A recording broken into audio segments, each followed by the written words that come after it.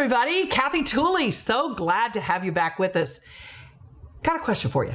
How many of you would love to have a classroom so engaging that kids came running off the school bus to get to you or out of their cars, that parents were literally beating down the door to get into your school and you were the envy of all schools around you? Think about that. How many of you would love to have that? Well, I'm going to tell you how to do that, but before I do that, I want to ask you a question. What does a tree have to do to bear apples? So put that in the chat right there for me so I can start seeing them. What does a tree have to do to bear apples? Okay, good. Yeah, I'm seeing good answers. They need to be planted. Good. It needs to be watered. Right? We need sunlight. Good soil. Good, great. Okay, sunlight. Okay, see it all the same answers. Good. But they're not the right answer. They're not the one that I'm looking for. Okay, so let me help you. What does a tree have to do to bear apples? All of those answers are right, but the right answer is that it has to be an apple tree. It has to be an apple tree, right? It has to stop thinking of itself like a seed and has to actually be an apple tree, right? And I know what some of you are thinking. What does an apple tree have anything to do with students that come running off of that bus or car or however they get there to come into my classroom to learn, to becoming a school that parents are beating down the door to get their kids into, to being truly the envy of all other schools? What does one thing have to do with another? Well, I want to quote something for you. In Genesis 1:11, it says, "And God said, let the earth bring forth grass, the herb yielding a seed, and the fruit yielding fruit of its kind." Let me say that again. The fruit yielding fruit of its kind, who seeded itself upon the earth. And it was so. So what does that mean? It means that everything was created to reproduce unto itself, right? You're never going to see an orange tree be an apple tree, right? Because an apple tree was made to create more apple trees. You're never going to see a pear tree become a plum tree, or a plum tree become an orange tree, or an orange tree become name any other kind of tree. God created it in such that we literally replicate unto ourselves. So a seed becomes a tree, which bears an apple, which bears, seeds, which then becomes a tree, etc., etc., etc. So God created everything to bear unto itself. Can we all at least agree to that? Type yes in the chat if you agree with that. Perfect. Okay, so we all agree with that concept. So I want to submit something to you.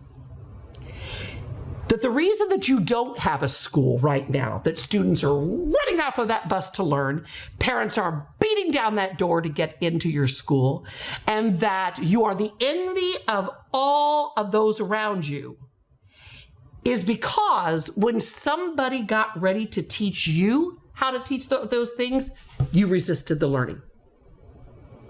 And it's funny, you think as teachers we don't resist, and we do. We do. So you stopped that flow. And because you resisted the learning when other people tried to teach you, you are literally causing the students that you're trying to teach to resist learning when you're trying to teach them. I want you to think about that for just a second, because that was heavy for a minute. Because you yourself are resisting the very learning that is being given to you. It's causing you to have students who resist learning from you. In fact, let me take it one step further.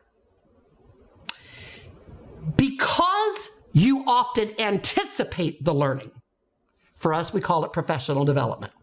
Because you anticipate the learning, you don't often learn anything.